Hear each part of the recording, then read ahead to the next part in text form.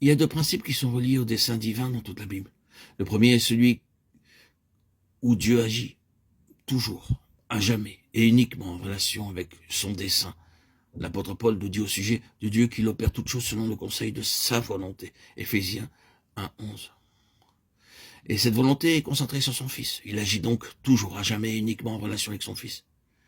La Bible contient des choses presque innombrables. Quelle quantité de choses dire dans la Bible. Les choses que Dieu a créées et les choses que Dieu a employées. Et ensuite, quelle quantité d'hommes sur lesquels Dieu a posé sa main. Toute une multitude d'hommes. Et encore, combien sont nombreuses les voies différentes par lesquelles Dieu a réalisé son dessein. Les voies de Dieu sont si nombreuses, les moyens qu'il emploie. La Bible est simplement remplie de ces choses. Et ensuite, nous avons les bénédictions de Dieu, qui sont le second principe du dessein de Dieu. Nous trouvons très souvent que Dieu bénit les hommes et bénit les choses. D'un autre côté, il y a les jugements de Dieu. Dieu est un Dieu de jugement et la Bible contient beaucoup de jugements. Mais lorsque nous avons dit tout cela, et nous pourrions naturellement jamais comprendre tout cela,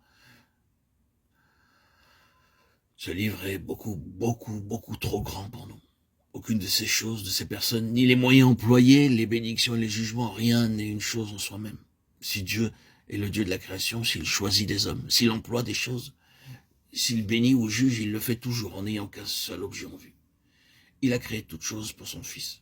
C'est là une déclaration définitive de la Bible. Il s'est saisi de ces personnes en ayant son Fils en vue. Il en fut ainsi pour Abraham, et par Abraham, nous arrivons au Fils de Dieu, selon la chair.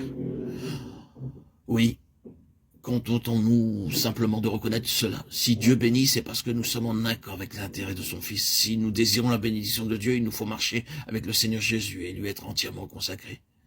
Le Père ne nous voit jamais en dehors du Seigneur Jésus, et c'est en lui que se trouve la bénédiction de Dieu. Sa Bible nous parle beaucoup des jugements divins et combien les prophètes ont parlé des jugements de Dieu. C'est parce que les choses étaient alors contraires à ses intérêts en son Fils. Dieu a toujours son regard concentré sur son objet unique, et cet objet est son Fils. Dieu ne se disperse pas. Il n'est pas simplement intéressé dans les petites choses comme telles. Les petites choses deviennent très grandes pour Dieu lorsqu'elles sont liées à son Fils. Êtes-vous une personne très petite, sans aucune importance? Si vous êtes réellement unis à son Fils, Dieu vous regarde comme étant très importante. Très importante. Oui, mais ce n'est pas votre propre importance, ni la mienne. C'est l'importance de son Fils. Et cela est vrai de tout maître d'école fidèle. Je suppose que tous nous avons été à l'école et que nous avons eu nos maîtres d'école. Et quelques-uns d'entre nous, durant nos jours d'études, nous désirions avoir des rapports agréables avec nos maîtres. Nous essayions de leur plaire parce que nous désirions être heureux avec nos maîtres et recevoir d'eux tout ce qu'ils pourraient nous donner. Mais le souvenir que j'ai gardé de mes maîtres est celui-ci. Ce n'est pas moi qu'ils avaient en vue. La seule chose qui les intéressait en ce qui me concernait, c'était que leur objet soit réalisé. Ils devaient avoir de bons élèves qui réussiraient leur examen et sortiraient en tête, et toute leur pensée était liée à ce but. Ils étaient quelquefois très aimables avec moi. Et je pensais alors, oh, quel bon garçon je suis. J'en étais quelquefois autrement, et je connaissais alors quelque chose des jugements des maîtres d'école. Mais ce n'était pas parce qu'ils m'aimaient ou ne m'aimaient pas.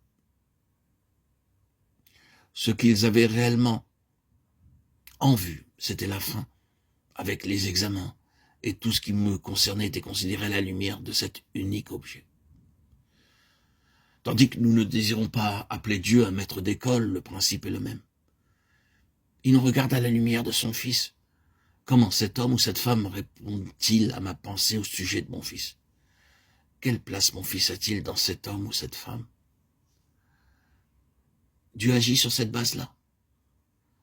Et c'est un principe dans le dessein de Dieu.